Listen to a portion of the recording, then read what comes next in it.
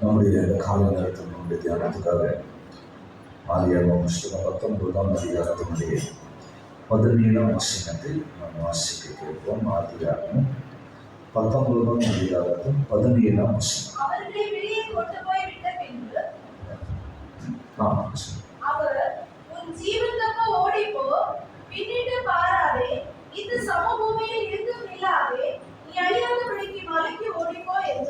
கர்த்தருடைய நாமத்துக்கு மகிமை உண்டாவதாக. நான் நேற்றைய தினத்தில் வானத்தில் சொன்னதை போல இந்த வார்த்தை வசனமானது வெறும் லோத்துக்கும் பழைய பாட காலத்தில் ஜீவித்த லோத் அவனுடைய குடும்பத்திற்கு சொல்லப்பட்ட வார்த்தை மட்டுமல்ல, இன்றைக்கு காலகட்டத்தில் ஜீவிக்கிற சபையா தேவனுடைய பிள்ளைகளுக்கும் சொல்லப்பட்ட ஒரு எச்சரிப்பின் வார்த்தைகளாக இருக்கிறது. ஆகவே வேத வசனமானது என்றால் விடை கொள்ளுங்கள். 2 கூட்டத்தாருக்கும் எழுதப்பட்டது. ஒன்று பழைய பாட்டு காலத்தில் ஜீவித்த அந்தந்த காலகட்டத்தில் இருந்த தேவனுடைய பிள்ளைகளுக்கு எழுதப்பட்டவர்கள். அதே ஒரு புதிய பாட்டு காலத்தில் வாழக்கூடிய ஆவிக்குரிய கூட்டத்தாருக்கும் தீர்க்க தரிசனங்களாக எழுதப்பட்டவைகள். அவர்களுக்கு சொல்லப்பட்டவைகள் அவர்களுக்கு அது நிறைவேறி முடிந்துவிட்டது. ஆனால் ஆவிக்குரிய ஜனமாகிய நமக்கு சொல்லப்பட்டவைகள் சிலவற்று நிறைவேறுகிறது, சிலது நிறைவேற வேண்டியதற்காக காத்துக் கொண்டிருக்கிறோம். ஆகவே எல்லா வசனங்களும் ஒரு கூட்டம் அவருடைய சொந்த மாமிசத்தில் வந்த இஸ்ரவேலர்களுக்கு, யூத ஜனங்களுக்கு ஆண்டவர் சொன்னது. அதே சமயம் புறஜாதிகளாக இருந்தன்னா கிறிஸ்து இயேசுவின் மூலமாக அவருடைய சொந்த ஜனமாய் மாறின நமக்கும் இது எல்லாவற்றையும் ஆவிக்குரிய ரீதியில தேவன் நடப்பிக்க விரும்புகிறார். ஆகவே அது அவங்களுக்கு சொல்லப்பட்டதானே, அவங்களோட முடிஞ்சிச்சு என்று நாம் யோசிக்கிறார். அப்படியானால் வாக்குத்தத்தங்களும் அவங்களுக்கு சொல்லப்பட்டதுதான். நம்மகிட்ட எதுவுமே சொல்லலாங்க சொல்லிக்கலாம், அவங்களுக்கு சொல்லத்தான், அதெல்லாம் வச்சு நம்ம ஜெயிச்சுட்டு நம்ம ஜெயிச்சுட்டோம். ஸோ ஆகவே வாக்குத்தத்தங்கள் அவருக்கு சொன்னது நமக்குன்னு சொன்னால் அவர்களுக்கு சொல்லப்பட்ட ஆலோசனைகள், எச்சரிப்புகள், தீர்க்க தரிசனங்கள், கட்டளைகள், பிரமாணங்கள் எல்லாம் நம்முடைய சொந்தமானது. நாமும் அதை செய்ய வேண்டியது அவசியமாக இருக்கிறது.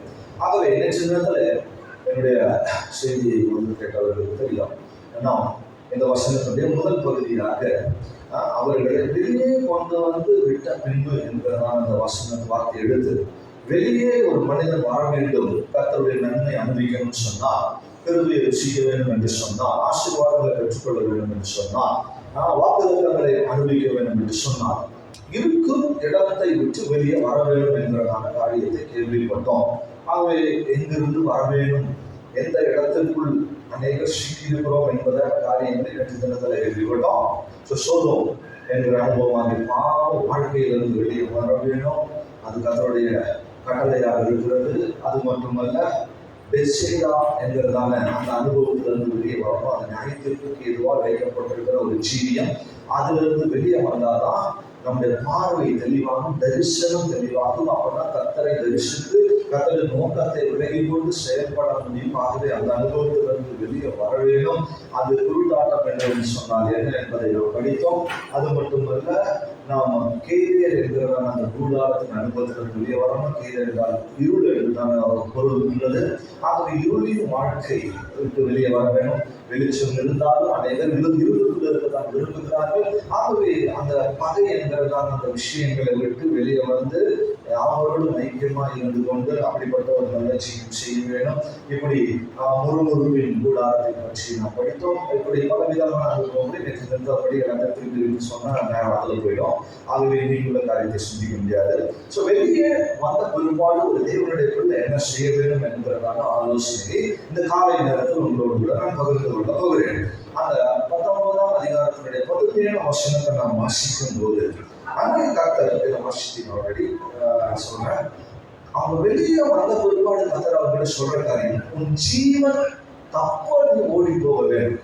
ஸோ இதான் தேவனுடைய ஜனங்களுக்கு தேவன் தரக்கூடியதான 2வது எச்சரிப்பான ஆலோசனையாக இருக்கிறது. ஜீவன் தப்ப ஓடிப்போம். ஆகவே சிலர் வெளியே வந்த உடனே சந்தோஷப்படுறாங்க. பரவாயில்ல, இவ்வளவு தூரம் வெளியே வந்தது பெருசு, இவ்வளவு தூரம் அந்த பாவ வாழ்க்கையிலிருந்து வெளியே வந்தது பெரியது, இவ்வளவு தூரம் மோசமான வாழ்க்கையில வெளியே வந்ததே பெருசு. இப்படி அதையே மெச்சி கொண்டு அதை பற்றியே பேசி அதுல நேரத்தை போக்கி கொண்டு இருக்கிறோம். அடுத்த ஸ்டெப்பு போனதில்லை, அடுத்த ஒரு முன்னேற்றத்துக்கு நேராக போகிறது இல்லை. மாஸ்டர் ஆராதனை வேலையில முயற்சி பண்ணிட்டு இருக்கும்போது ஒரு வார்த்தை சொன்னேன், நம்ம டெவலப் ஆகணும், முன்னேற முன்பாக செல்லணும்னு சொன்னோம். அப்ப இருக்கிற இடத்துல அப்படியே நின்று கொண்டு இருக்கக்கூடாது. உதாரணத்துக்கு ஒரு வசனம் வெளிப்படுத்தல, நீ எந்த இடத்தில் விழுந்தாயோ அங்கிருந்து எழும்பி என்ன செய்வான், முன் செய்து வந்தபடி திரும்பி செய். அந்த இடத்துல இருந்து எழுந்து அடுத்த ஸ்டெப்புக்கு போகணும். நான் கீழே இருந்து எழுந்துட்டேன், அதுக்கு ஏன் கத்தருக்கு நன்றி, நான் ரொம்ப நன்றியே சொல்லிட்டு இருந்தா டைம் போயிடும், கத்தரும் வந்துட்டு போயிடுவாங்க. அதுவே நல்லா விலைக்கு போடுங்க. வெளியே வந்தாச்சு, ஓகே, கத்தர் பாவ வாழ்க்கையிலிருந்து சாப வாழ்க்கையிலிருந்து பலவிதமான அடிமத்தன வாழ்க்கையிலிருந்து இரும்பி அதிகாரத்திலிருந்து ஆச்சரியமான ஒரு இடத்துக்கு தேவனாக படைத்து விட்டார். ஆகவே வெளியே வந்த நாம் அவருடைய இரக்கத்தினால் வெளியே வந்தோம் என்பதை கடைசியாக நாம் கேட்கக்கூடிய முன்னேற்றம். ஆகவே இரக்கத்தினால் வெளியே வந்த நாம், உதாரணத்துக்கு தீத்துவின் புஸ்தகம் 3ஆம் அதிகாரம் 5ஆம் வசனத்தை வாசிக்கும் போது, தீத்து 3ஆம் அதிகாரம் 5ஆம் வசனத்தை வாசிக்கிறேன். நாம் செய்த நீதி கிரியைகளின் நிமித்தம் அவர் நம்மை ரட்சியாமல், அவர் நம்மை ரட்சியாமல், அவர் நம்மை வெளியே கொண்டு வராமல், தமது இரக்கத்தின்படியே மறுஜென்மம் முழுக்கினார்.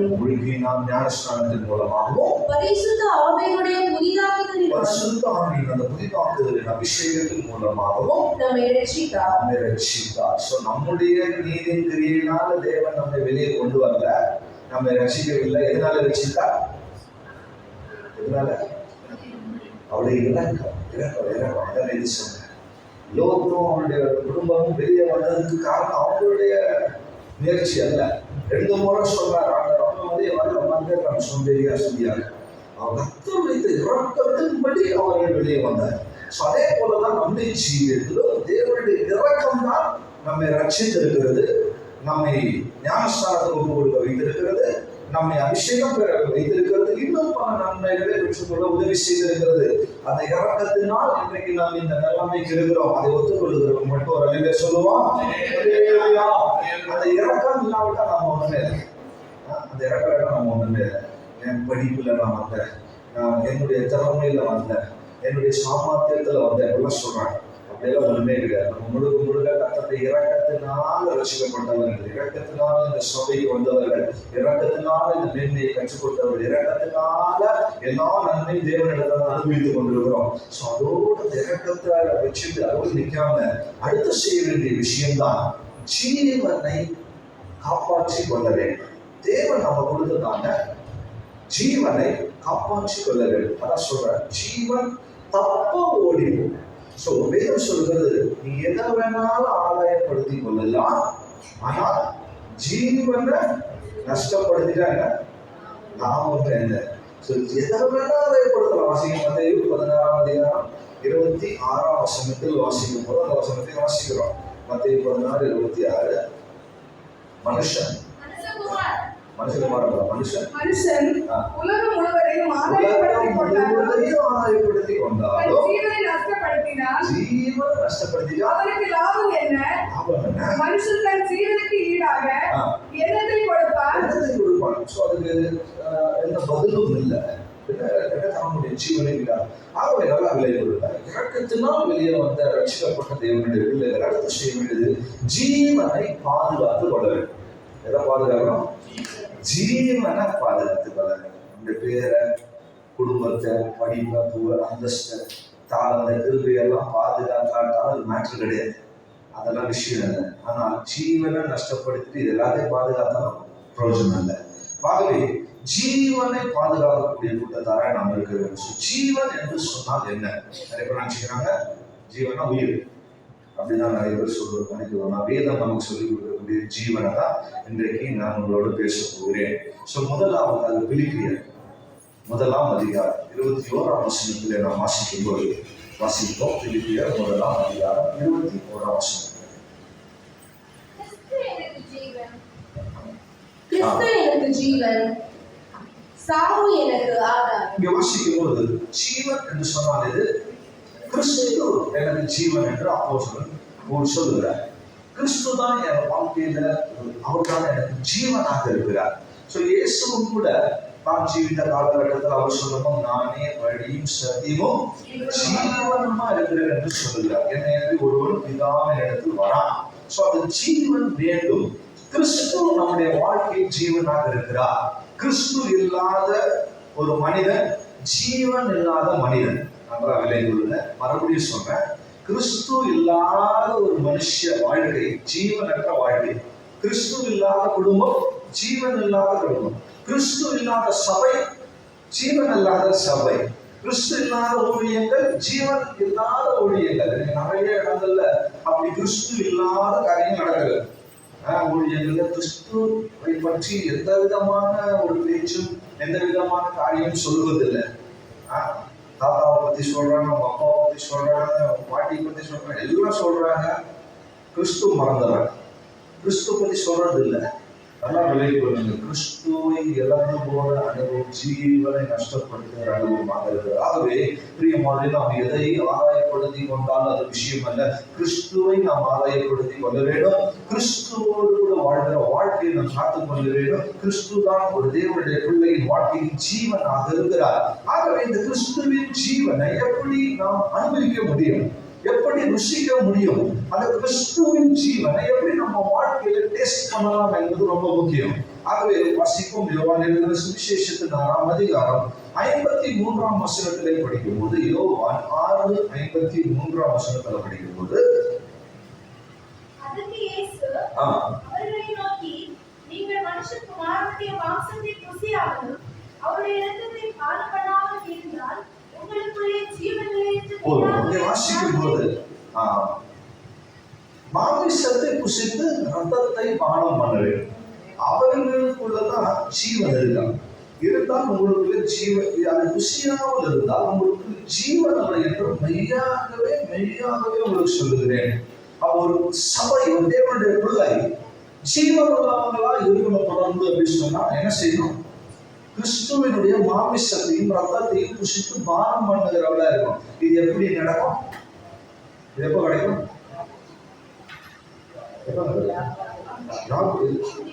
இந்த சர்ச் தானே புதுசாக வருது. ராபோஜனம், திருவிழுக்கு ராபோஜனம் என்று அழைக்கப்படக்கூடியதாக அப்போதான் இந்த விஷயம் கிடைக்கும். அவனெல்லாம் விளைக்கிறோம். இன்னைக்கு சில கிறிஸ்துவர்கள் என்ன செய்யறாங்கன்னா, ரட்சிக்கப்பட்டுறாங்க, ஞானஸ்நானம் கூட எடுத்துடுறாங்க, அபிஷேகம் கூட விட்டுறாங்க. ஆனா என்ன செய்யறதில்ல, திருவிருந்துல பங்கு பெறுவதில்லை.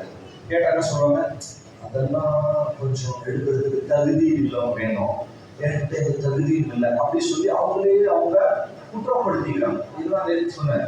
அந்த கல்லறையில் இருந்த மனுஷன் கல்களால் அர்த்தம் வைக்க மாட்டான், அவனையே காயப்படுத்தி, நான் சரியில்லை, நான் பரிசுத்தம் இல்லை, நான் கரெக்டா இல்லை, அவங்கள போல இல்லை, இவங்கள போல இல்லை, நான் தகுதியாக இல்லை, இப்படி சொல்லிக்கொண்டு கிறிஸ்துவின் ஜீவனை நஷ்டப்படுத்திடுறாங்க.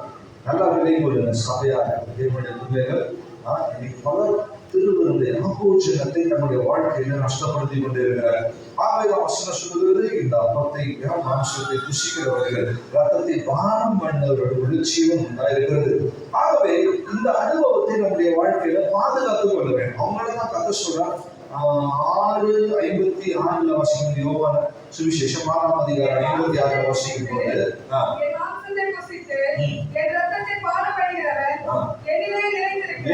நிலைத்திருக்கிறார், நானும் அவரில் நிலைத்திருக்கிறேன். இங்கதான் லிங்க் உண்டாது, தொடர்பு உண்டாது.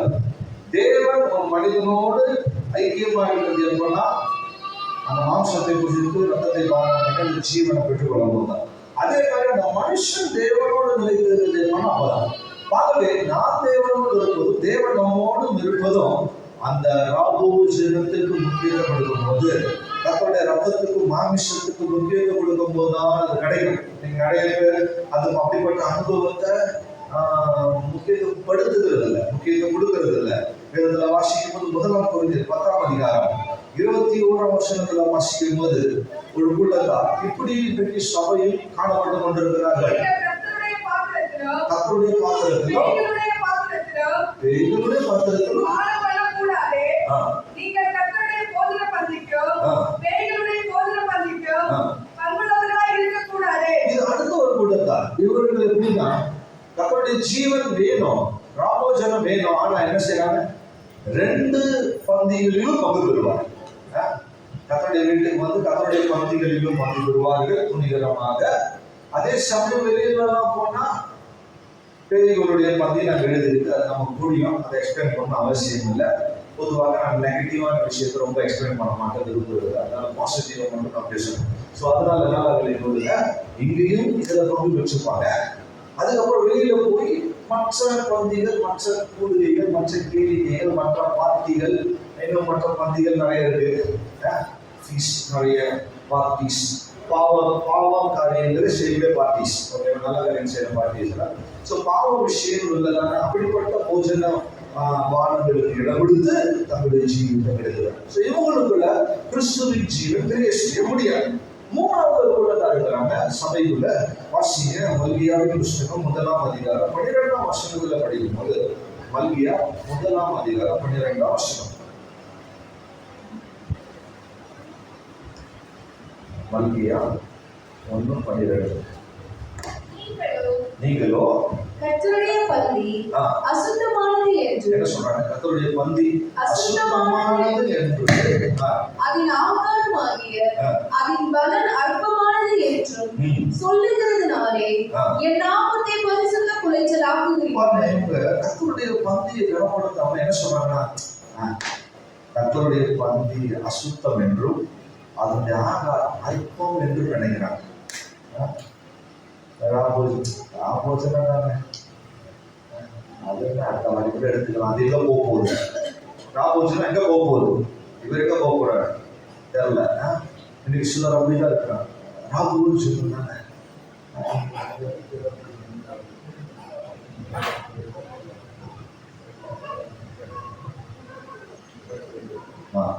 அப்ப சிலர் நான் சும்மா கேட்டு என்ன தரீங்கன்னா, ராபோஜனம் ஏன்னா ஒவ்வொரு சபையிலும் ஒவ்வொரு விதமா தராங்க ராபோஜனம். சப்பா இங்க வந்து பிரெட் அப்படி சொல்றாங்க. சிலர் என்ன சொல்றாங்க, பிரெட்டு தானே, பிரெட்டு எல்லா இடத்துலையும் கிடைக்கும், எங்கள் பேக்கரிக்கு போனால் அதை கூட வாங்கி சாப்பிட்டுக்கலாம். ஒயின் தானே, அது எல்லாத்துலேயும் கிடைக்குது, சர்ச்சுக்கு போனால் கிடைக்கும். ஸோ இதுதான் இன்னைக்கு ஒரு கூட்டத்தாருடைய மனநிலை. அவங்க ராபோஜனத்தை எப்படி பார்க்குறாங்க? ஒரு சாதாரண அப்பமாக ரசமாக பார்க்கிறார்கள். அதுல இருக்க மகிமை தரல, அதுல இருக்க மேன்மை தரல, அதுல உண்டாஇருக்கிற ஜீவனை பற்றி அறிவு இல்லாமல் இருக்கிறாங்க. தானே ஒரு ரசம் தானே, அது இன்னைக்கு இருக்காலும் அடுத்த இது கூட பார்த்துக்கலாம், அடுத்த வருஷம் கூட பார்த்துக்கலாம் என்று சொல்லிட்டு கடைசியில பார்த்தா ஒரு குறிப்பிட்ட நேரம் வரும்போது மறித்து கூட போயிடுறாங்க. அப்புறம் எங்க பரவாயில்ல போக முடியும், ஜீவன் இல்லாமல் பரவாயில்ல போக முடியாது. ஆகவே சொன்னார், என்ன என்று ஒருவரும் பிதாவின் இடத்துல வரார். ஆகவே இவர்கள் பரிசுத்த பந்தியை பரிசுத்த குலைச்சலாகிறார்கள். இன்னொரு கூட்டத்தார் எழுதுறாங்க, அவங்க பரிசுத்தமே இல்லாம பந்திகளில் பங்கு பெற முடியாது. இதுவும் இருக்கிறாங்க. ஸோ பாருங்க எப்படி பந்தியோட விஷயத்தை யோசிக்கணும்னா நிறைய சொல்லலாம். நான் 4 விஷயம் தான் சொல்றேன். இன்னொரு கூட்டத்தார் பரிசுத்தமே இல்லாம பங்கு பெறுவார். அதான் 1ஆம் கொரிந்தியர் 11ஆம் அதிகாரத்தில் வாசிக்கும் போது அதை பற்றிலாம் சொல்லப்பட்டிருக்கிறது. அபாத்திரமாக இந்த போஜன பானத்தில் பங்கு பெறக்கூடாது, அப்படி பங்கு பெற்றால் அவர்கள் ஆக்கினை தீர்ப்பு அடைவார்கள் என்று சொல்லப்பட்டிருக்கிறது. தன்னைத்தானே சோதிக்கழிந்து இதுல பங்கு பெற வேண்டுமா? 27, 28, 29 ஆகிய அந்த 3 வசனங்கள் அதை வாசிக்கிறோம். 28 மட்டும் வாசிக்கிறோம். எந்த மனுஷனும் இந்த அப்பத்தில் புசித்து இந்த பாத்திரத்தில் பாடுபட கடவன். பாருங்க, தன்னைத்தானே சோதித்து அறிந்து இதுல பங்கு பெறலாமா? ஆண்டவரே, இந்த அப்பத்தை புசிக்க எனக்கு தகுதி இருக்கா? இந்த ரசத்தை பானம் பண்ண எனக்கு தகுதி இருக்கா? இது அவருடைய சரீரமாச்சு, அவருடைய ரத்தமாச்சு, இதை நான் உட்கொள்ள, இதுல பானம் பண்ண எனக்கு தகுதி இருக்கா? எனக்கு தகுதியானதானா என்பதை நிதானித்தறிஞ்சு சோதித்தறிஞ்சு சுத்திகரித்து பரிசுத்தத்தோடு கூட இது பங்கு பெற வேணும். அப்படி பங்கு பெற்றாலும் நாக்கிலே தீர்ப்பு அவர்களுக்கு வராது. இல்லாவிட்டால் அபாத்திரமாய் பங்கு பெறக்கூடிய அனுபவம் தான் உண்டா.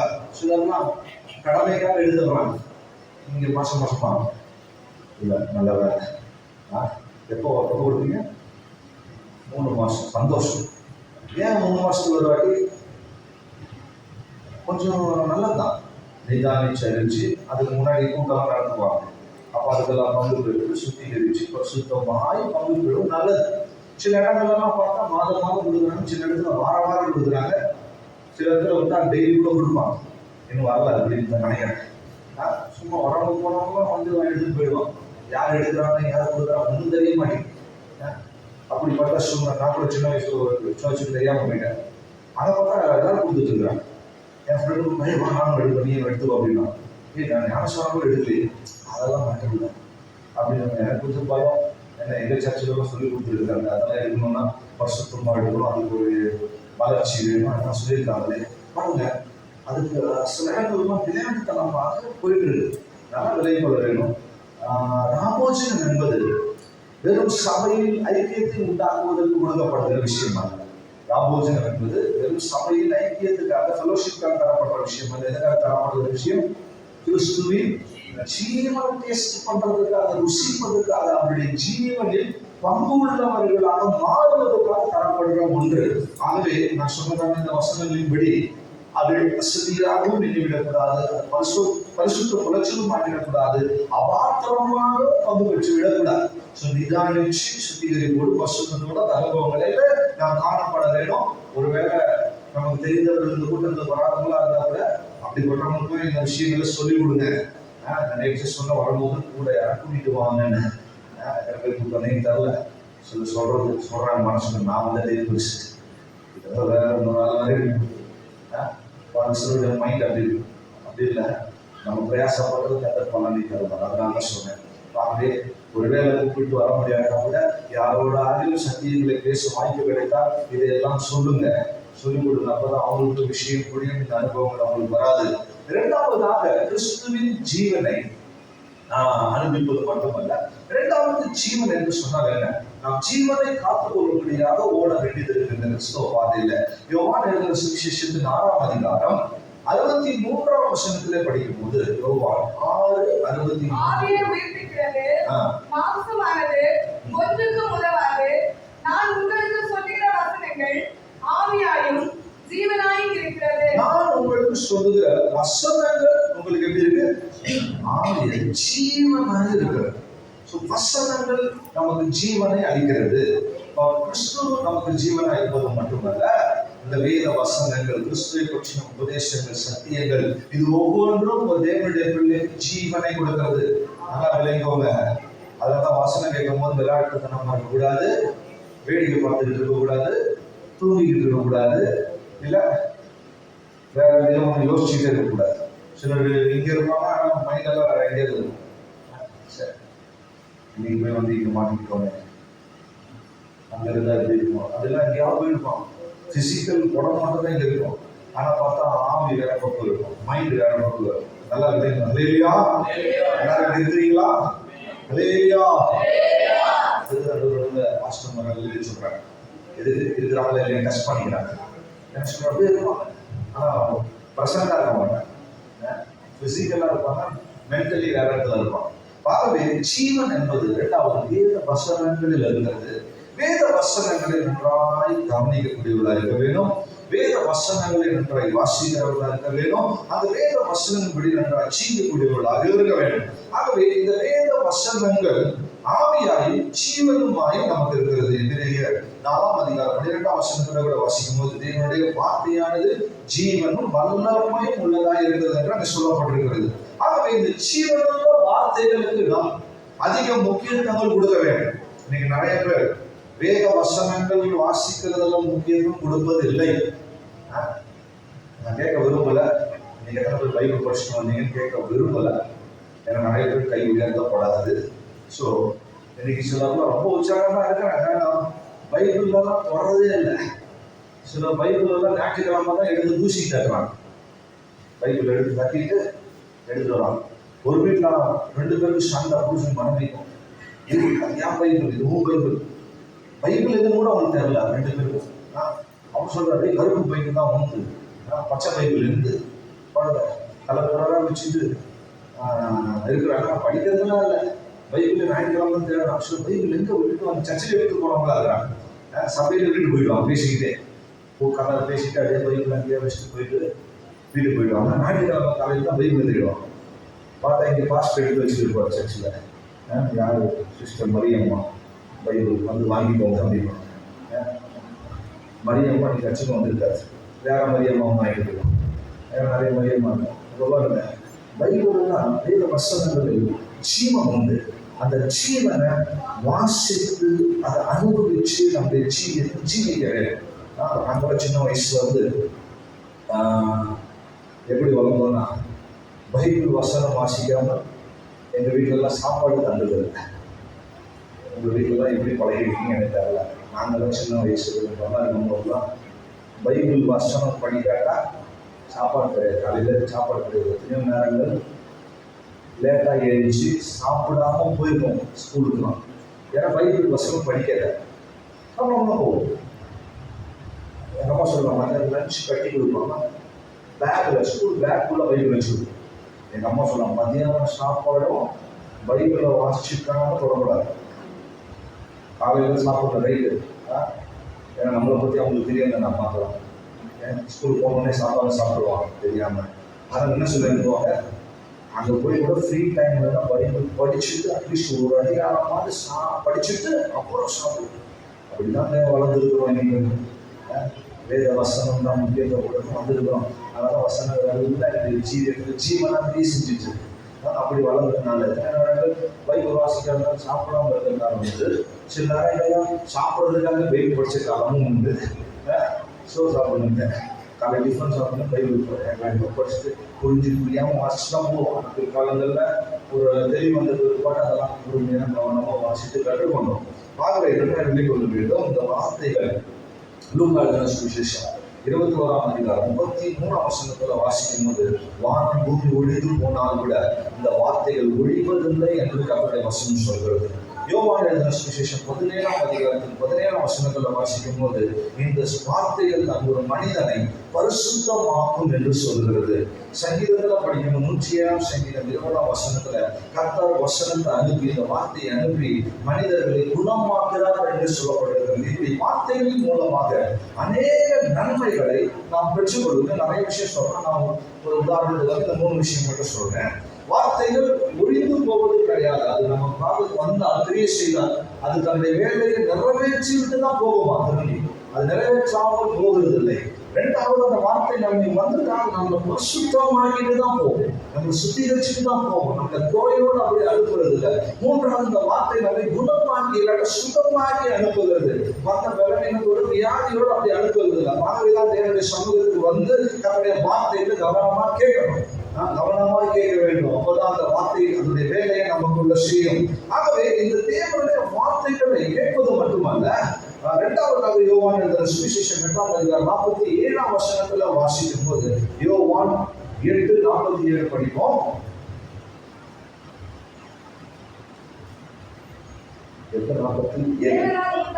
தேவனால் உண்டானவர் ஏன் சொன்னாலும் வசனம் கவனிக்கிறதே இல்லை. சில பாஸ்டர் திட்டுவாங்க, என்ன பண்ணிட்டு வசனம் பண்ணுவாங்க. கேட்க காரணம் நல்லா தான் இருக்கு. ஏன் உலகத்துக்குறாங்க என்ன சொல்ல அப்படி கவனிக்காம ஏதோ கொஞ்சம் வேடிக்கை பார்த்துட்டு இல்லை பேசிக்கிட்டு எல்லாம் விளையாட்டு இதெல்லாம் இருப்பாங்க, நல்லா விளையாடுவாங்க. ஏன் யார் கவனிக்க மாட்டாங்க? தேவனால் உண்டானவர்கள் தான் வசனங்களுக்கு செவி கொடுப்பாங்க. இப்போ நம்மெல்லாம் நல்லா விலகி வருவோம். தேவனால் உண்டானவர்களாக இருந்தால் என்ன செய்யணும்? கர்த்தருடைய சமூகத்துக்கு வந்து வசனங்களுக்கு செவி கொடுக்கணும். பக்கத்துல இருந்து பேசுறது தேவையில்லாம் அந்நிய சட்டங்களுக்கு செவி கொடுக்க கூடாது. அப்படிப்பட்ட வார்த்தைகளுக்கு இடம் கொடுக்க கூடாது. தேவையில்லாம வெளியே சமூகம் கேட்கும். பக்கத்துல இருக்கிறவங்க கூட நம்மளை கவனிக்க விடாம செய்வாங்க. தயவு செய்து அப்படிப்பட்டவர்களுக்கு இடம் கொடுத்துடாதீங்க. தேவனால் பிறந்தவர்களை நாம் விருப்பமானால் தேவனுடைய வார்த்தைகளுக்கு தான் நாம் செவி கொடுப்போம். செவி கொடுக்கிறது மட்டுமில்லை, யாக்கோபு 1ஆம் அதிகாரம் 21ஆம் வசனத்துல வாசிக்கும் போது, யாக்கோபு அப்போஸ்தலன் எழுதும் போது அவருடைய நிருபத்தில் 1ஆம் அதிகாரத்தில் 21ஆம் வசனத்தில் அவர் சொல்லும் போது வாசிங்க 1:21. எல்லாவித அழுக்கையும் கொடிய துர்க்குணத்தையும் ஒழித்துவிட்டு உங்கள் உள்ளத்தில் நாட்டப்பட்டதாயும் உங்கள் ஆத்துமாக்களை ரட்சிக்க வல்லமை உள்ளதாயும் இருக்கிற வசனத்தை சாந்தமாக ஏற்றுக்கொள்ளுங்கள். இரண்டாவது, வசனத்தை கேட்கறது மட்டுமல்ல. நேற்று மாலை நான் சொன்னேன், வசனத்தை கேட்டுட்டு சிலர் என்ன பண்றாங்க? கேட்டீங்களா? உங்களுக்கு தான் மெசேஜ், உங்களுக்கு தான் செய்தி, அடுத்தவங்ககிட்ட சொல்றாங்க. வசனம் சொல்லுது, வசனத்தை கேட்கறது சாந்தமாக ஏற்றுக்கொள்ளணும். அது எனக்கானது, கர்த்தர் எனக்காக தான் பேசினார்.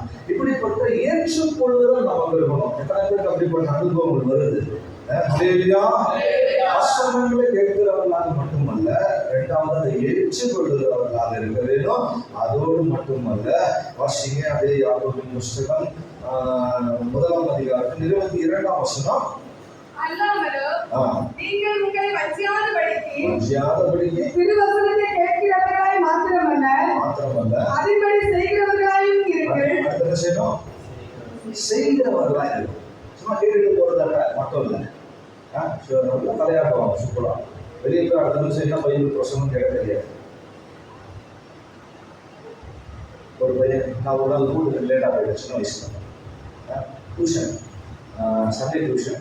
ஸோ டியூஷன் முடிச்சுட்டு கொஞ்சம் போயிடலான்னு சொல்லிட்டு யோசிச்சு கிளம்புனா, நான் இருக்கிற இடத்துக்கும் என் சர்ச்சுக்கு டியூஷனுக்கு ரொம்ப தூரம். எப்படியே வேகமாக போகும்போது அன்னைக்கு பார்த்து நம்ம ப்ரொசீஜர் சீக்கிரம் முடிச்சிட்டாரு. எத்தனை லேட்டாக முடிக்கிறார். அப்போ வெளியில் ஒரு தம்பி பையன் நின்றுறான், ஃப்ரெண்டு தான். அவன் எப்போ வெளியே நிற்பான் போல எனக்கு தெரியாது. கூட்டத்துலேயே போவாங்க. நான் நினச்ச கூட்டம் முடிச்சுட்டு வெளியே வந்துருக்கான் போல. நான் அவன் பேர் சொல்லி எனக்கு ஐயா என்ன பிரச்சனை பண்ணேன் அப்படின்னு கேட்டேன். ரொம்ப ஆர்வமாக வாஞ்சியாக கேட்டேன். ஏன்னா மீட்டிங் வந்து பிரசங்கத்தை மிஸ் பண்ணுறோமே, லேட் ஆகிடுச்சு. அவன் சொன்னான் எப்பவும் பண்ணுறதா. சிம்பிளாக ஒரு மணி நேரம் அவர் பேசுகிற பிரசங்கத்தை முடிச்சிட்டான். அவர் 1 மணி நேரம் பேசுகிற பிரசங்கத்தை எவ்வளோ சிம்பிளாக சொன்னாங்க. எப்பவும் பேசுகிறது தான். கடைசியாக என்ன சொன்னான்னு கேட்டேன். கடைசியாக இயேசு வருவார் ஆயுதப்படுன்னு சொன்னார் அப்படின்னா, ஓ சரி சரி பரவாயில்ல இப்படின்னு நமக்கு ஒரு மெசேஜ் பரவாயில்ல சொல்லி முடிப்பாங்க. சபைக்கு இயேசு சீக்கிரம் வருகிறா, நம்ம எல்லாம் ஆயத்தப்படுவோமாக அப்படின்னு சொல்லி முடிப்பாங்க. அவன் அதை கிளியராக எனக்கு சொன்னான். பாருங்க, இன்னைக்கு சிலர் வசனத்தை ஏற்றுக்கொள்வது இல்லை, சிலர் அதை செவி சாய்க்கிறதும் இல்லை, சிலர் அதன்படி நடக்கிறது இல்லை. வசனங்களை கேட்பார்கள், சிலர் எழுதுவோடு செய்வாங்க, சிலர் ரெக்கார்டெல்லாம் பண்ணிப்பாங்க. ஆனால் என்ன அதுபடி ஜீவிப்பது இல்லை. அதனால விலை கொள்ள வேண்டும். வசனத்தை கேட்கிறவர்களாக மட்டுமல்ல, அதன்படி செய்கிறவர்களாக இருக்க வேண்டும். அப்படிப்பட்ட ஒரு அனுபவம் இருந்தால்தான் நல்லா விலை கொள்ள. யோவான் எழுதின சுவிசேஷம் 8ஆம் அதிகாரம் 51ஆம் வசனத்துல படிக்கும்போது, யோவான் 8:51, ஒருவன் என் வார்த்தையை கைக்கொண்டால் அவன் என்றென்றைக்கும் மரணத்தை காண்பதில்லை என்று மெய்யாகவே மெய்யாகவே உங்களுக்கு சொல்லுகிறேன் என்றார். கர்த்தருடைய வார்த்தையை கைக்கொண்டால் அவங்க வாழ்க்கையில மரணத்தை காண்பதில்லை. மரணம் என்று சொல்வது என்ன? எல்லாருக்கும் மரணம் உண்டு. ஆனா இங்கே சொல்லப்பட்டிருக்கிற மரணம் என்பது டைரக்டாக நரகத்துக்கு போகிற ஒரு அனுபவம். இந்த இடத்துல இயேசு குறிப்பிடுகிற மரணம் என்பது நரகம். அதனால பைபிள் சொல்லி நாம் மரிப்பதில்லை, நாம என்ன ஆகிறோம்? நித்திரை அடைய போறோம் தான் வசனம் சொல்லுது. ஸோ மரணம் என்பதுன்னா, மரணம்னா நரகம், கரெக்டா நரகத்துக்கு போகிறது. அதாவது மரணத்தின் அதிகாரியாக விசுவாசை இயேசு ஜெயித்தார். ஆகவே இந்த மரணம் என்று சொல்லப்பட்டிருக்கிற அனுபவம் யாருக்கு வராதுன்னா, யார் வேத வசனத்தின்படி ஜீவிக்கிறார்கள். நல்லா விலை கொள்கிறார். வேத வசனத்தின்படி ஜீவிக்கிறவர்கள் பரலோக ராஜ்யத்துக்கு தகுதி உள்ளவர்களாக கர்த்தர் மாற்றுகிறார். அவர் நரகத்துக்கு தகுதியானவர் அல்ல. ஆகவேதான் கர்த்தர் இந்த அருமையான வேத வசனங்களை சத்தியங்களை நமக்கு சொல்லிக் கொடுத்து கொண்டிருக்கிறார். ஆகவே இதை காத்து நாம் நடக்கிறவர்களாக இருக்க வேண்டும். இந்த வசனத்தின்படி நம்முடைய ஜீவித்தை செய்கிறவர்களாக இருக்க வேண்டும். இந்த சத்தியத்தை அறிய விட்டு விலகி போகாதபடி பாதுகாத்துக் கொள்ள வேண்டும். ஒவ்வொரு நாளும் சத்தியத்தை கேட்கறதுல வாஞ்சியா இருக்கணும். ஏன்னா சத்தியம் கிடைக்காத ஒரு பஞ்சகாலம் வரப்போகுதுதான். வேத வசனம் சத்தியம் கிடைக்காத ஒரு பஞ்சகாலம் வரப்போகுது. முன்பதாகவே நாம் அதற்கு கேட்டு அதன்படி ஜீவித்து நம்முடைய அனுபவமாய் மாற்றிக்கொள்ள வேண்டும். மூன்றாவதாக இந்த ஜீவனை குறித்து நாம் படிக்கும் போது நீதிமொழியின் புஸ்தகம் 12ஆம் அதிகாரம் 22ஆம் வசனத்தை வாசிக்கும் போது, நீதிமொழிகள் 12:28 படிங்க. 12:28. நீதியின் பாதையில் ஜீவன் உண்டு, அந்த பாதையில் மரணம் இல்லை. நீதியின் பாதையில் ஜீவன் உண்டு, அந்த பாதையில் மரணம் இல்லை. சோ நீதியின் பாதையில் ஒரு ஜீவன். அதனால நினைவுங்க, ரட்சிக்கப்பட்டு அப்படி இறக்கத்தினாலே ரட்சிக்கப்பட்டு இல்லாவிட்டால் வெளியே வந்த நாம் பாவ வாழ்க்கை, அக்கிரம வாழ்க்கை, பெரியின் வாழ்க்கை, கல்லறையின் வாழ்க்கை, இப்படிப்பட்ட பலவிதமான அனுபவங்கள் வெளியே வரக்கூடிய நாம் ஜீவனை பாதுகாக்க ஓட வேண்டியது அவசியமாக இருக்கிறது. ஆகவே இந்த ஜீவன் என்று சொல்லும் மூன்றாவது நீதியின் பாதை என்று சொல்லப்படுகிறது. நீதியின் பாதையில ஜீவன் இருக்கு. இந்த நீதியின் பாதையில நடக்கிறவர்களாக இருக்கிறது. இன்னைக்கு ரட்சிக்கப்பட்டு பாவ பாதையிலே நடக்கிறவங்க உண்டு. ரட்சிக்கப்பட்டும் ஞானஸ்நானம் எடுத்தும் பரிசுத்தாவி பெற்றும் இன்னும் பாவ வழியிலே நடக்கிறாங்க, பாவத்தையே செய்து கொண்டிருக்கிறவர்கள் இருக்கிறாங்க. அன்புள்ள விளைவுகளுக்கு ஒரு தரம் இந்த அனுபவத்தை பெற்ற பிற்பாடு இந்த மனிதர்களுக்கு போனால் அவர்களுக்கு மனம் திரும்புவதே இல்லை வேதம் சொல்லுது. அவர்களுக்கு கர்த்தருடைய ஆத்துமா பிரியமாவே இருக்காது. ஆகவே தேவன் வைத்ததான இந்த நீதியின் பாதையில தேவன் நம்மை நடத்தக்கூடியவராக இருக்கிறார். சங்கீதத்துல படிக்கிறோம், அவர் என் ஆத்துமாவை தேய்ச்சி தம்முடைய நாமத்தை நிமித்தம் நீதியின் பாதையில நடத்துகிறார். நம்ம கர்த்தர் நம்முடைய வேட்பனா இருக்கும்போது நம்ம எந்த பாதை நடத்துகிறார்? நீதியின் பாதை. இந்த நீதியின் பாதையில ஏன் நடத்துறாருன்னா அவங்க ஜீவனை டேஸ்ட் பண்ணலாம், அவங்க ஜீவனை ருசிக்கலாம் என்று இந்த நீதியின் பாதையில் நடத்துகிறார். இந்த நீதியின் பாதை என்று சொல்லும் போது நிறைய அனுபவங்கள் இந்த நீதியின் பாதையில உண்டு. ஆகவே இந்த நீதியின் பாதை குறித்து சொல்லணும், நல்லா விளையாடுங்க. நீதிமொழியின் புஸ்தகம் 8ஆம் அதிகாரம் 20ஆம் 21ஆம் வசனத்தை படிக்கும் போது நீதிமொழிகள் 8:20-21 படிப்போம்.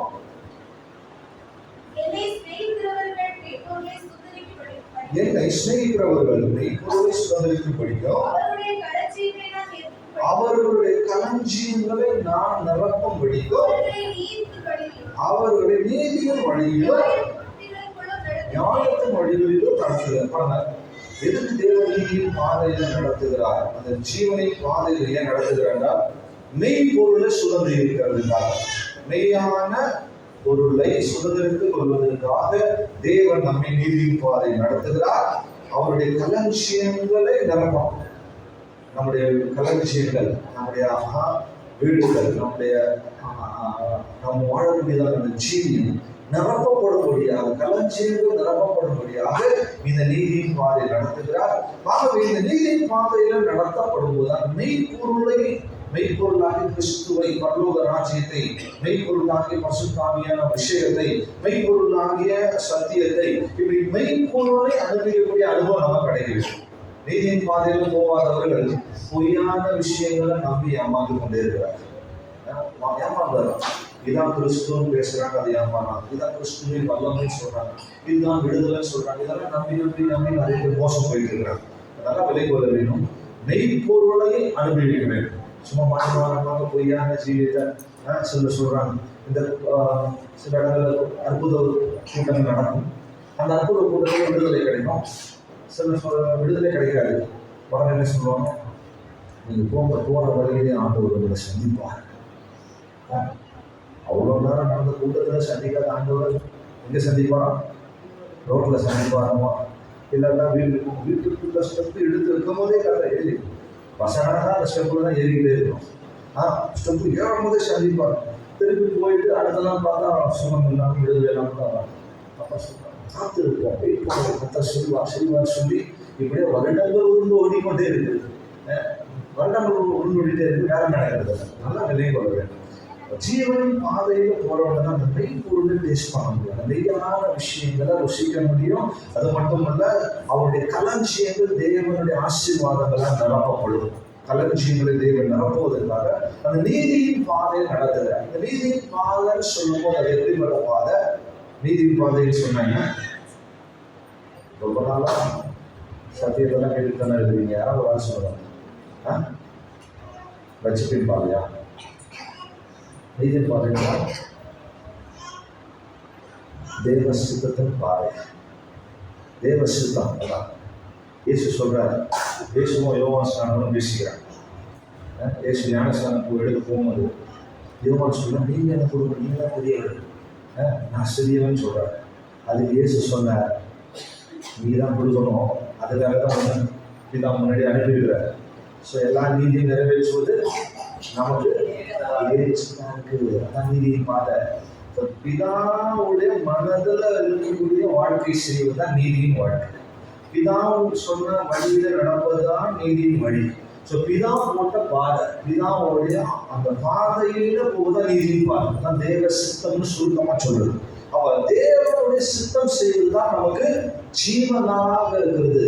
எல்லாரும் சொல்லுங்க, எது ஜீவன்? தேவ சித்தம் செய்வது, அவருக்கு பிரியமானது செய்வதுதான் தேவ சித்தம். சுருக்கமாக சொன்னா அவருக்கு பிரியமானது, அதான் நீதியின் பாதை. ஆகவே நம்முடைய சித்தத்தை செய்து கொண்டிருந்தால் அது நீதியின் பாதை அல்ல. இல்லை மற்றவர்களுடைய விருப்பத்தை செய்து கொண்டிருந்தால் அது நீதியின் பாதை அல்ல. நம்முடைய மனதும் மாம்சமும் விரும்புகிறபடி எல்லாம் செய்வது நீதியின் பாதை கிடையாது. தேவனுடைய வழி எது அதை தெரிந்து கொண்டு அதிலே நடக்க வேணும். சொன்னார் நீ என்ன செய்யற? அவருடைய நாமத்தின் நிமித்தம் நம்ம நீதியின் பாதையிலே நடக்கிறாங்க.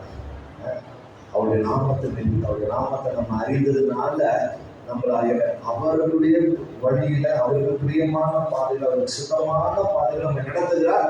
ஆனா என்ன செய்யுது? 100 ஆடு, ஒரு ஆடு அப்பப்போ கொஞ்சம் பழப்படிப்பாங்க, இடையில விலகி ஓடும், காணாமல் போகும், எங்கேயாவது மாட்டி. அப்புறம் பாஸ்டர் தேடி போக வேண்டியதாக இருக்குது. தேடி வரானாலும் குறை சொல்லுது, என்ன தேடி வரவில்லை, ஓடுனது இது, விழுந்து போனது இது, காணாமல் போனது இது. ஆனால் அதுலேருந்து குறைய சொல்லுவோம், நல்லா விலகி விடுங்க. தேவன் நீதிமா நடக்கல. இந்த 99 நாள் அதெல்லாம் போயிட்டு இருக்கு. இந்த ஒரு நாள் மட்டும் கொஞ்சம் இடம் உடம்பான குடப்பொடியாங்க, கீழ்படியாத ஆள், சேட்டை பண்ணுற ஆள், எப்படி எதுவும் சொல்லிட்டு போகிறோம். அது தங்க இஷ்டமாக நடந்து எங்கேயோ போயிடுச்சுட்டாங்க. இப்போ மேல் பண்ண எல்லா ஆளுக்கும் கூட்டு போய் நம்ம வேற பக்கம் சேர்த்தாச்சு. இது பார்த்தா காணும், எப்படி பார்த்தா வேலை காணும். சிலர் பாரு இந்த மாதிரி கூட்டம் வரமாட்டாங்க. பாஸ்டர் எண்ணி பார்த்தா ஆள் இருக்க மாட்டாங்க. எங்கே காணும்? அடுத்த வாரம் வரும். இன்னும் போஸ்ட் மறந்துட்டேன், ஒரு வாரம் தான் கூட்டமோ சொன்னீங்கல்ல, நான் மறந்துட்டேன், அலுவலு வேலை அங்கே போனேன், எங்கே போனேன், எப்படியா சொல்லி அப்படி சொல்லுவார். நீதியின் பாதை நடக்க மாட்டாங்க. பாதை ஜீவனுள்ள பாதை, தேவ சித்தத்தின் பாதை. இதை நன்றாக நிலையம் கொள்ள வேணும். 4வதாக ஒரு ஜீவனை பற்றி சொல்லுகிறேன். வாசிக்க ரோமர் 8ஆம் அதிகாரம் 6ஆம் வசனத்தில் வாசிக்கும். அதாவது வெளியே வந்த பிற்பாடு நாம் செய்ய வேண்டிய காரியங்கள் என்ன என்பதை தான் நாம் கேள்விப்பட்டுக் கொண்டே இருக்கிறோம். ரோமர் 8ஆம் அதிகாரம் 6ஆம் வசனம். மாம்சசிந்தை மரணம், ஆவியின் சிந்தையோ ஜீவனும் சமாதானமுமாம். அடுத்தபடியாக ஆவியின் சிந்தையோடு ஜீவிப்பதுதான் ஜீவன். என்ன சிந்தையில் ஜீவிக்கணும்? ஆவியின் சிந்தை. லேவியா ஒரு நலையில கொடுங்க,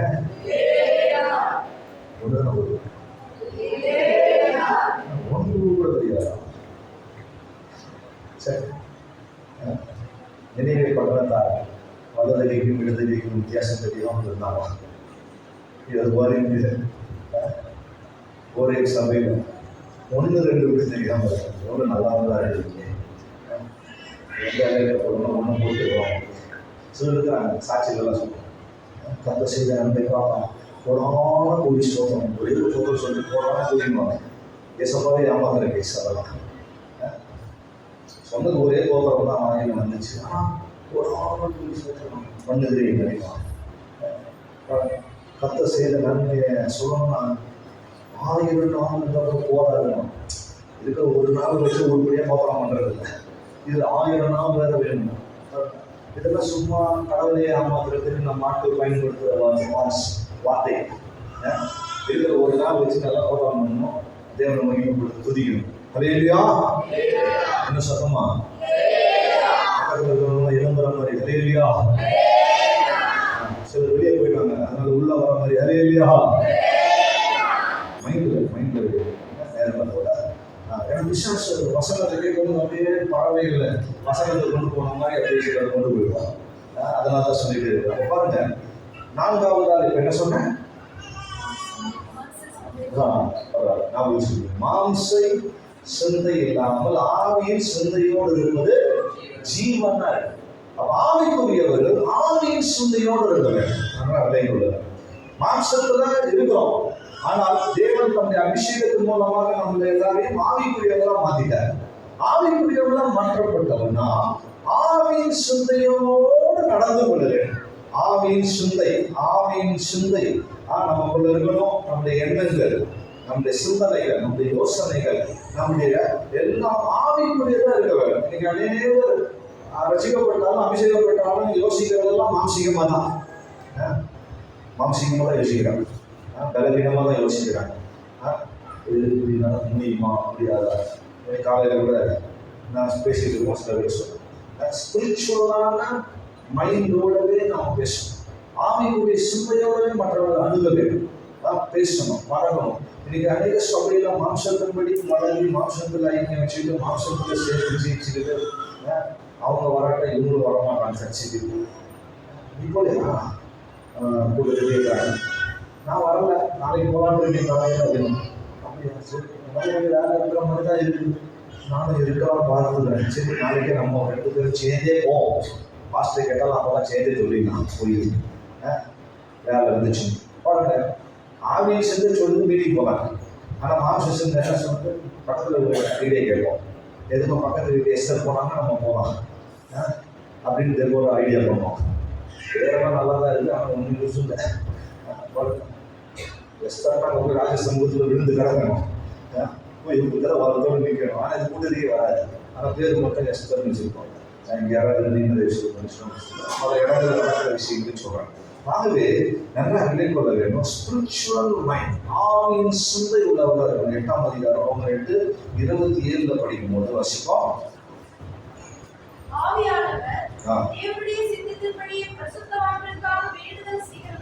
ஆவியானவர் பரிசுத்தவான்களுக்காக வேண்டுதல் செய்கிறபடியால் இருதயங்களை ஆராய்ந்து பார்க்கிறவர் ஆவியின் சிந்தை என்னதென்று அறிகிறார். நல்லா விளங்கிக்கோங்க. நம்ம பேசுகிற காரியங்கள் இல்லை, நம்ம யோசிக்கிற விஷயங்கள் மனுஷங்களுக்கு புரியாம இருக்கும். மனுஷங்களை ஏமாத்தலாம், மாம்ச சிந்தை ஏமாத்தலாம். ஆனால் ஆவியின் சிந்தை வந்து எப்படின்னா கர்த்தர் அறிந்திருக்கிறார். ஸோ அவருக்கு தெரியுது என்ன யோசிச்சு அவங்க பேசுறாங்க, எதை மைண்ட்ல வச்சுட்டு இப்படி சொல்றாங்க என்பது ஆவியானவர் நன்றாக அறிந்திருக்கிறார். ஆவியின் சிந்தைகளை ஆவியானவர் ஆராய்ந்து அறிந்திருக்கிறார். அது மட்டுமல்ல, ரோமர் 8ஆம் அதிகாரம் 5ஆம் வசனத்துல வாசிக்கும் போது ஆவியின்படி நடக்கிறவர்கள் ஆவிக்குரியதை சிந்திப்பார்கள் என்று எழுதப்படும். மாம்சத்தின்படி நடக்கிறவர்கள் மாம்சத்துக்குரியவர்களை சிந்திக்கிறார்கள், ஆவியின்படி நடக்கிறவர்கள் ஆவிக்குரியவர்களை சிந்திக்கிறார்கள். யார் ஆவிக்குரிய சிந்தை உள்ளவங்களா இருப்பாங்க? நீங்களே சொல்லுங்க. ஆவியில நடக்கிறோம். பரிசுத்த ஆவியானவருக்கு ஒப்பு கொடுத்து பரிசுத்த ஆவியினால் நடத்தப்படுறவங்க தான் எப்பவுமே ஆவிக்குரிய சிந்தையோடு இருப்பாங்க. மைண்டு ஆவிக்குரியதை மட்டுமே யோசிக்கும், மாம்சீகமா யோசிக்காது.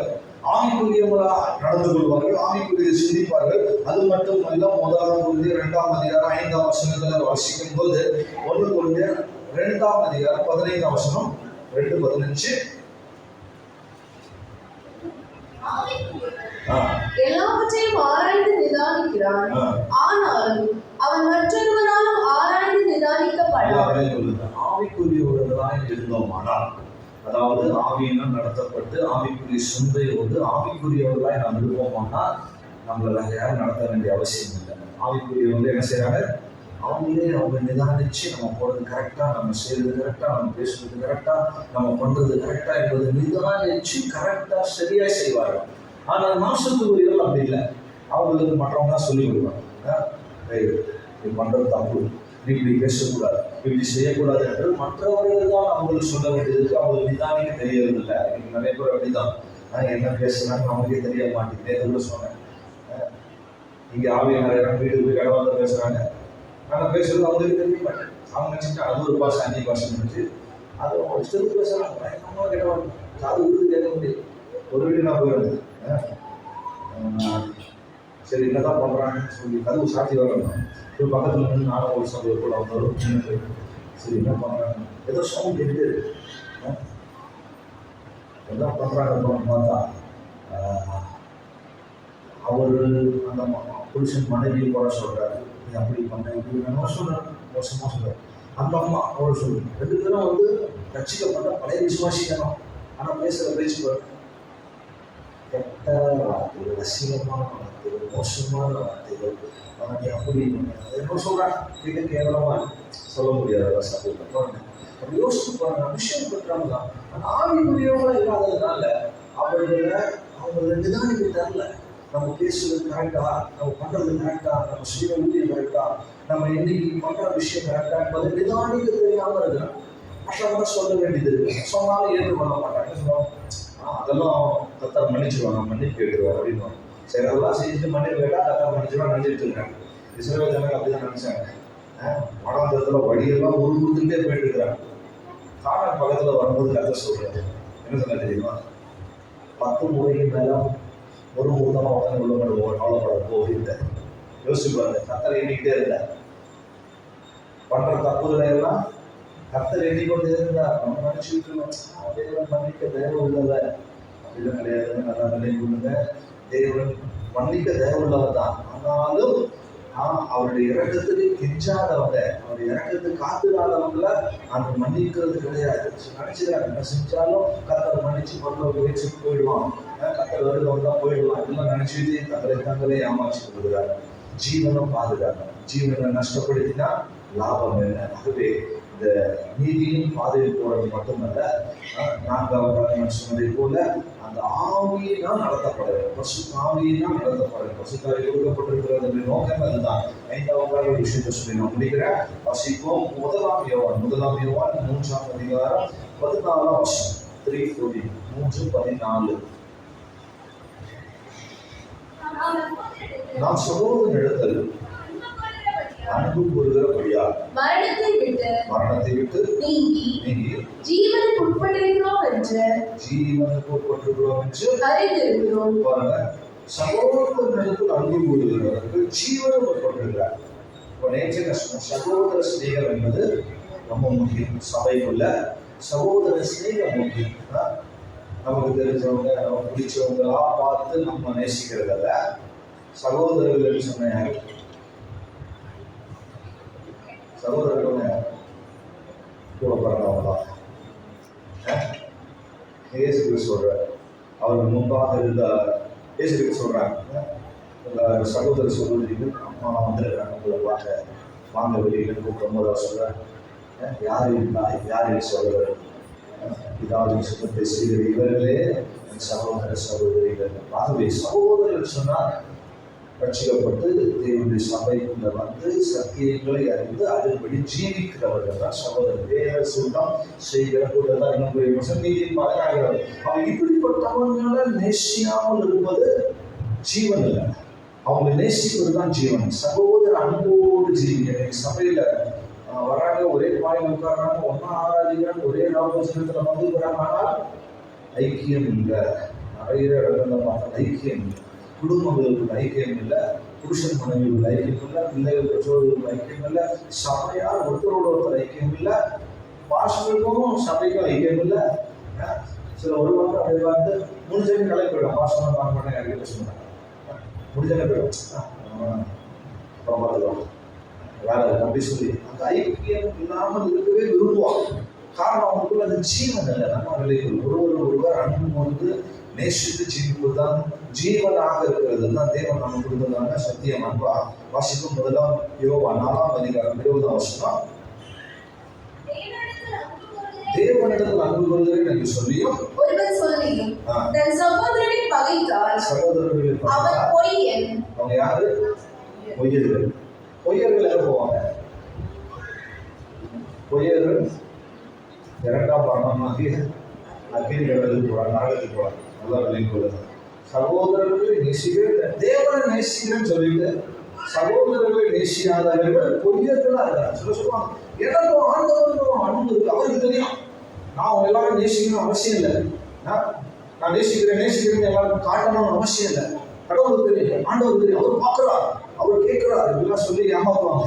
அவங்க பேசும்போது பயங்கர எமோஷனலாக பேசுவாங்க, பார்த்தா கண்டுபிடிச்சிடலாம். அது காரணம் வந்து இது பொய் பேசுகிறாங்க. பொய் பேசுறவங்க அவங்க ரொம்ப எமோஷனலாக பேசுவாங்க. உதாரணத்துக்கு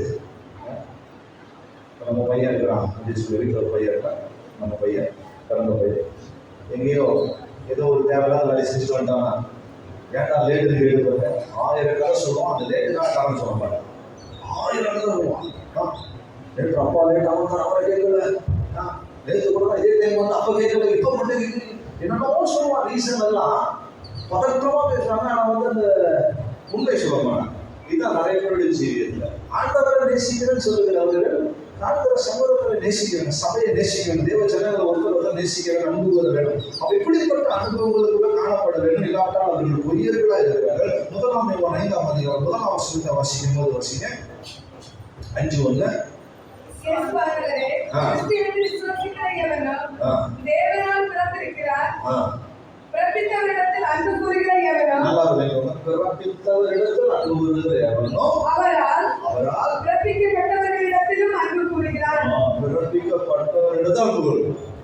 பிறப்பித்தவர் தேவன், அந்த தேவனுக்கு அன்பு கூறுகிறவன் பிறப்பிக்கப்பட்டவர்களையும் நேசிக்கலாம், அன்பு கூறுகிறார். ஏன்னா அவரும் தேவனால் உண்டானவர்கள் என்கிறதான அந்த சுத்தை நமக்கு இருக்க வேணும். இப்படிப்பட்ட ஒரு அன்பை நாம் வெளிப்படுத்துகிறவர்களாக இருக்க வேண்டும். அந்த அன்பு ஆவிக்குரிய தெய்வீகமான அன்பாக இருக்க வேண்டும், மாம்சிக அன்பு அல்ல. இன்னைக்கு சபைக்குள்ளெல்லாம் மாம்சிக அன்பு பெருகி தேவையில்லாத ரிலேஷன்ஷிப் கூட போயிடுவாங்க. ஆகவே இதெல்லாம் விலை கொள்ள வேணும். ஆவிக்குரிய அன்பை வெளிப்படுத்தக்கூடியவர்களாக இருக்க வேணும். கலாத்தியர் 5ஆம் அதிகாரம் 14ஆம் வசனத்தில் படிக்கும் போது கலாத்தியர் 5:14 உன்னிடத்தில் நீ அன்பு கூறுவது போல உன்னை எப்படி நேசிக்கிறையோ அது போல பிறரிடத்திலும் அன்பு கூறுவாயாக என்கிற இந்த ஒரே வார்த்தையிலே நியாயப்பிரமாணம் முழுவதும் நிறைவேறும். நியாயப்பிரமாணம் எவ்வளவு விஷயம், எவ்வளவு பிரமாணங்கள், எத்தனை கட்டளைகள், 10 கட்டளை அதெல்லாம் எவ்வளோ பிரமாணங்கள் இருக்கு பைபிள்லப்பா. நியாயப்பிரமாணம் முழுவதே நிறைவேற்றணும்னு சொன்னா இந்த ஒரே விஷயத்தை செய்தா போதும். எப்படி? சகோதரர்கள் அன்பு, தேவ சித்தம் செய்கிற தேவனுடைய பிள்ளைகளை நேசிக்கிறது, அன்பு கூறவர். அவங்க குறை இவங்க குறையை பார்த்து அவங்கள ஒதுக்குறது, இவங்களை தள்ளுறது, அவங்கள பகைக்கிறது, இவங்களோட விரோதம் வச்சுக்கிறது, இப்படி ஜீவிக்கும் போது நம்முடைய ஜீவியத்தில் ஜீவன் இருக்காது. நாம் மறித்தவர்களாக மரணத்தில் நிலை கொண்டிருக்கிறவர்களாக இருக்கிறோம். அவங்க அவசரம் சொல்லுகிறது, உலகம் முழுவதையும் ஆதாயப்படுத்தினா கூட ஜீவனை நஷ்டப்படுத்தினா லாபம் இல்லை. ஆகவே ஜீவனை பாதுகாக்கும்படி ஓடும். ஸோ இந்த கிறிஸ்துவ ஜீவியம் ஒரு ஓடுகிறதான ஜீவன். ஓடுகிறத பற்றி சுத்தமான சாயந்தரம் பேசுவேன். ரொம்ப ஒரு முக்கியமான விஷயம். ஆகவே ஓடுகிறதான ஒரு ஜீவியம் இருக்கிறது. கிறிஸ்துவ ஜீவியம் ஓடுகிற ஜீவியம், ஒரு ஓட்ட பந்தயத்துக்கு இணையாக சொல்லப்பட்டிருக்கிறது. ஆகவே ஓடிக்கொண்டிருக்கிற நாம் ஜீவனை பாதுகாத்துக்கிட்டே ஓட வேண்டும். ஓடுறதுல கவனம் வச்சுக்கிட்டே இருக்கும். அதே சமயம் ஜீவனை பாதுகாத்துக்கணும், ஜீவனை நஷ்டப்படுத்திடக்கூடாது. ஆகவே கிறிஸ்து நமக்கு ஜீவனா இருக்கு. அந்த கிறிஸ்துவினுடைய அனுபவத்தை பாதுகாக்கும்படியாக நாம் திருவிருந்துகளுக்கு முக்கியத்துவம் கொடுத்து அதை கவனமாக எடுக்க வேண்டும். அதுபோல வேத வசனத்தின் மூலமாக கிடைக்கிற ஜீவனை பாதுகாக்கும்படியாக அதை கவனிக்க வேண்டும், அதை ஏற்றுக்கொள்ள வேண்டும், அதன்படி ஜீவிக்க வேண்டும். மூன்றாவதாக நாம் கேட்டதை போல அந்த ஜீவனை பெற்றுக்கொள்ளும்படியாக நீதியின் பாதையிலே நாம் நடக்கிறவர்களாக தேவ சித்தம் செய்கிறவர்களாக இருக்க வேண்டும். அது மட்டுமல்ல, நான்காவதாக கேட்டதை போல ஆவியுடைய சிந்தையோடு இருக்க வேண்டும். மாச சிந்தையெல்லாம் வைத்துக் கொண்டு ஜீவிக்கூடாது. நம்முடைய எண்ணங்கள், பேச்சுகள், கிரியைகள், செயல்கள் எல்லாம் ஆவிக்குரியதா இருக்கணும். அப்பதான் நம்ம ஆவிக்குரியவர்களாய் நடந்து கொள்ள முடியும். ஐந்தாவதாக நாம் கேட்டதை போல சகோதர சிநேகத்தோடு ஜீவிக்கும் போது தான் ஜீவனாக இருக்கிறது. அப்படிப்பட்டதான அனுபவத்தை நாம் பாதுகாத்துக் கொள்ள வேண்டும். ஆகவே இந்த ஜீவனை பாதுகாக்கும்படி ஓட வேண்டும். அதான் ஆண்டவர் சொன்னார். ஆகவே கடைசி நாட்களில் அப்படி ஒழுங்காக ஆயத்தமாய் கொண்டிருக்கிற சபையாக நாம் கர்த்தர் நமக்கு அளித்த இந்த ஜீவன் 5 விஷயங்களை பாதுகாத்துக் கொள்ள, 5 விஷயங்களை பாதுகாத்துக் கொள்ள. கண்களை கடற்கரை நாம் அவங்களுக்கு கொடுப்போமாக கொடுத்த முடிக்கிற நம்ம முடிக்கிறோம். மீதி உள்ள காரியங்களை நாம் கேட்டு அதில் பழகி கொள்வோம். ஆகவே இப்போது தேவனுடைய ஜீவனை நாம் பாதுகாக்கிறோமா இல்லையா, அதை ருசிக்கிறோமா இல்லையா, அந்த ஜீவனை உடையவர்களாக இருக்கிறோமா இல்லையா என்பதை நாம் நன்றாய் விலகி கொண்டு அந்த அனுபவத்தோடு கடந்து செல்ல. ஸோ பைபிளெல்லாம் முடிட்டு கண்களெல்லாம் முடிட்டு கர்த்தருடைய சமூகத்தில் நாம் நம்மை தாழ்த்தமாக ஒரு 2 நிமிஷத்தை கொடுத்து முடிக்கிறோம். கர்த்தருடைய ஜீவன் நமக்கு தந்திருக்கிறார். ஆகவே